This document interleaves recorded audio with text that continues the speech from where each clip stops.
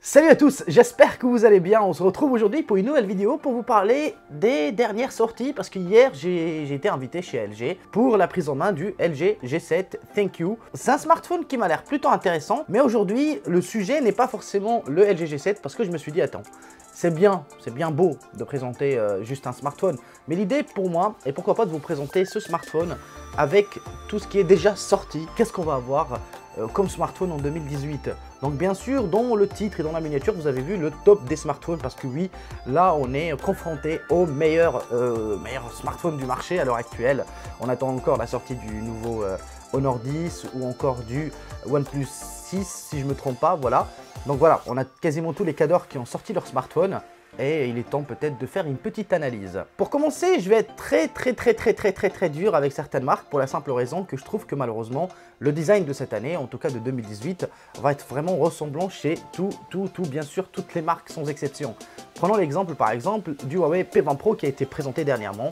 Et bah sincèrement, je ne l'ai pas trouvé moche, au contraire, je trouve même très réussi pour la simple raison que ils ont pensé à mettre un écran OLED. Même si on a une encoche dessus, on peut la supprimer avec un logiciel, donc ce qui fait en fin de compte, on peut avoir un smartphone plus ou moins symétrique. Ça veut dire que quand vous allez regarder une vidéo, vous n'allez pas avoir cette encoche qui va vous déranger, contrairement à l'iPhone 10 qui est moins symétrique selon moi, pour regarder des vidéos bien sûr en full screen. Donc c'est là où je pense que le Huawei P20 Pro reste la meilleure alternative pour l'instant pour la simple raison qu'il propose de l'OLED et qui propose une encoche qui peut se cacher grâce à l'OLED. Comme vous le savez, l'écran OLED propose un noir infini contrairement au LCD qu'on va trouver sur le LG G7. Vous l'avez compris, déjà ça commence les critiques. Donc tout a commencé avec Essential Phone qui ont proposé la première encoche qui était vraiment superbe, faut le dire honnêtement, parce que je pense personnellement que toutes les autres marques auraient dû s'inspirer d'eux et pas s'inspirer de celle d'Apple. Parce que Apple était plus ou moins obligé de faire une encoche aussi grande pour la simple raison que cette encoche allait intégrer le Face ID. Même si, comme j'ai dit à l'instant, la symétrie n'est pas forcément respectée, on a un écran 5,8 pouces et en même temps on n'a pas de bord en bas et on n'a pas de bord en haut, plus ou moins. On a quand même des bords qui sont très épais par rapport à la concurrence, ce qui fait en fin de compte que ce smartphone est un peu spécial. Mais voilà, le but de cette vidéo aujourd'hui, on ne va pas forcément parler de l'iPhone 10 uniquement, mais de parler du Samsung Galaxy S9 qui devient selon moi le smartphone le plus design et le plus différent du marché à l'heure actuelle. C'est assez drôle, hein, parce que j'étais le premier à le critiquer cette année en disant que Samsung ne s'est pas foulé. Et en fin de compte, quand on regarde, bah... c'est le plus intéressant de tous les smartphones en termes de design bien sûr, hein. En tout cas selon moi. Certains vont trop kiffer l'encoche, je ne dis pas le contraire, hein. Certains la trouvent jolie. Moi je trouve que voilà, si Apple l'a intégré, c'est parce qu'ils étaient obligés. Les autres constructeurs n'étaient pas forcément obligés parce qu'ils avaient déjà une base très solide en termes de design qui était vraiment très sympa, chez Huawei comme chez LG, etc. Après ça reste une question de goût, on est bien d'accord. Mais je pense que c'était vraiment pas obligé de faire ça et surtout de faire cette encoche de cette taille-là. Surtout que l'Essential Phone nous a bien montré qu'on peut faire une encoche toute petite qui intègre l'appareil photo, qui intègre aussi le haut-parleur. Donc chose que je regrette un peu sur les smartphones Android et j'espère vraiment si Samsung regarde cette vidéo, ne faites pas cette connerie même si je vais vendre votre smartphone d'ici quelques semaines parce que j'étais vraiment déçu par l'autonomie de ce Samsung Galaxy S9. Bref, maintenant on a les 4 smartphones en main.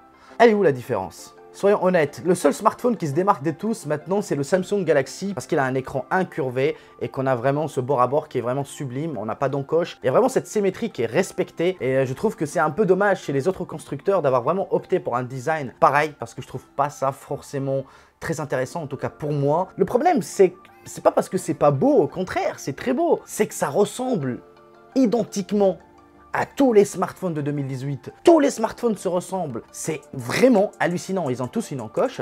On prend le cas du Honor 10 qui va sortir bientôt, du Huawei P20, du LG G7, du OnePlus 6. Mais tout le monde, je ne dis pas qu'ils ont copié Apple parce qu'il y a beaucoup qui l'ont dit. Non, ce n'est pas copié Apple. Avec tout mon respect, ils n'ont pas copié Apple. Je ne vois aucun smartphone qui ressemble à un iPhone. Certes, il y a l'encoche, mais l'encoche, elle était déjà là bien avant avec Essential Phone. Donc ce qui fait, chacun a intégré l'encoche à sa taille.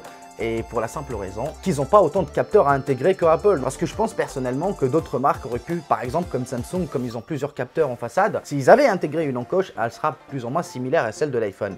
Chose qui n'est pas faite et heureusement, tant mieux, je vous le dis honnêtement, parce que ça sert à rien de faire quelque chose comme ça, parce que voilà, si tu arrives quand même à minimaliser le maximum des bordures, c'est là où tu vas vraiment rapprocher l'expérience du borderless et surtout il faut savoir que l'expérience du design doit vraiment améliorer votre quotidien parce que sur un iPhone, avec tout mon respect, vous avez un écran 5,8 pouces et malheureusement en horizontal vous avez que 5,5 pouces réellement exploitable ou sinon vous regardez un film, une vidéo ou ce que vous voulez avec une grosse encoche qui va vraiment gâcher l'expérience. J'espère qu'Apple trouvera une solution les années à suivre, comme ça ils pourront peut-être cacher le petit Face ID sous l'écran. Je ne sais pas comment ils vont faire mais connaissant Apple, je pense qu'ils vont se rediriger vers ça plus en moins, du moins je l'espère. Mais voilà, donc comme vous l'avez compris, on a aussi le Zenfone 5 qui a été présenté à Barcelone, on a aussi le Ulefone machin truc de Chine, de Goofone, on a plein de marques chinoises qui commencent vraiment mais vraiment à s'appliquer sur l'encoche, ce qui est un peu dommage. Et comme par exemple le Ulefone T2 Pro que je trouve sublime avec vraiment des bordures très fines, mais j'ai vu dernièrement qu'ils ont encore représenté ça en Chine.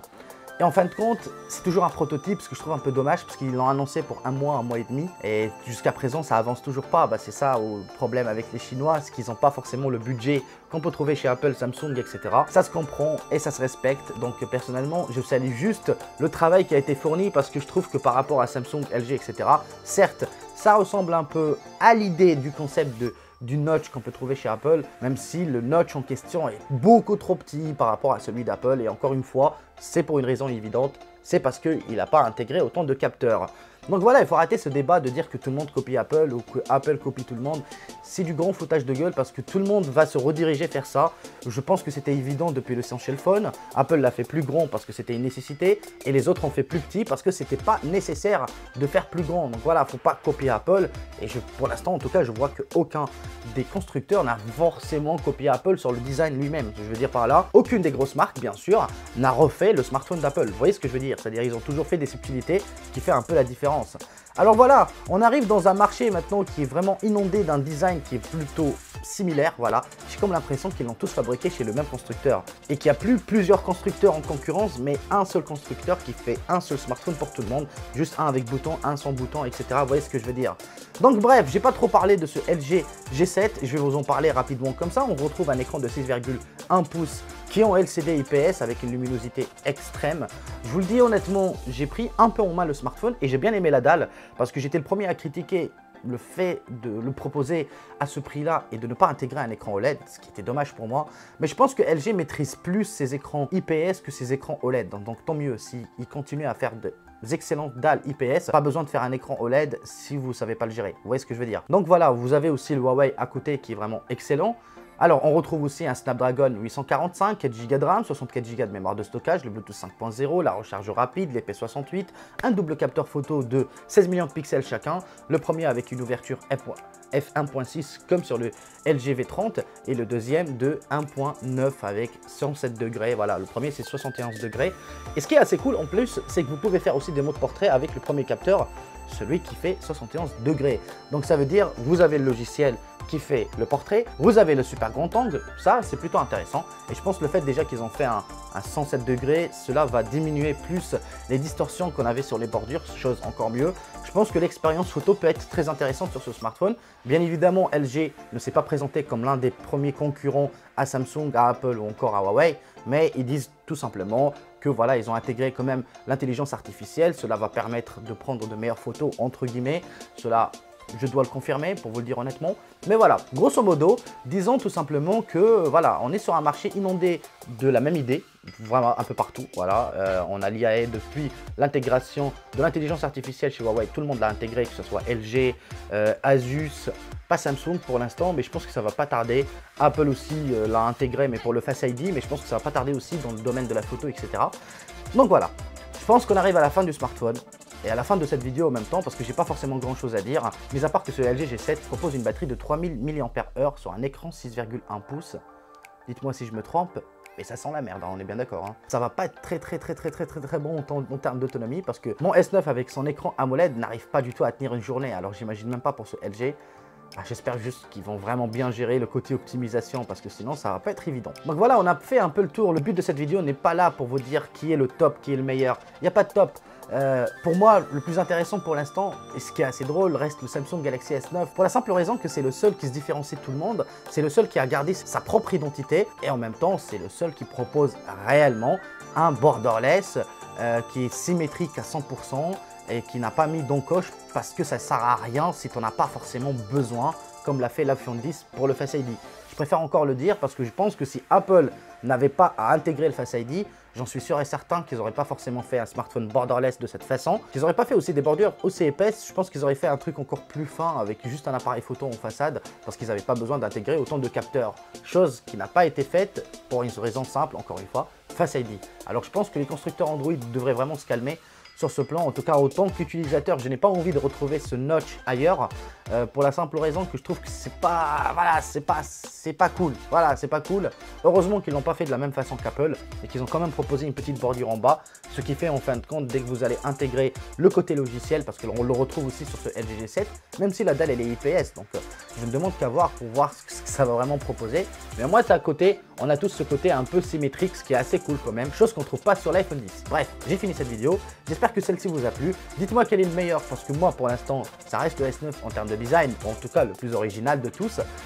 Dites-moi, selon vous, qui est le plus beau, qui est le meilleur smartphone du marché. On part en termes de performance parce que je pense qu'ils sont tous équivalents. Chacun ses spécificités, chacun ses points forts, etc.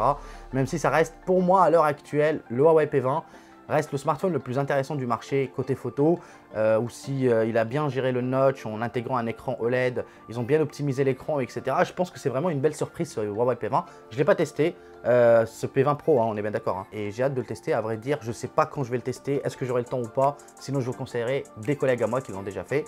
Bref, on a fini cette vidéo, dites-moi ce que vous avez préféré, vous, de cette vidéo. On se dit à très bientôt pour une nouvelle vidéo. Allez, adios.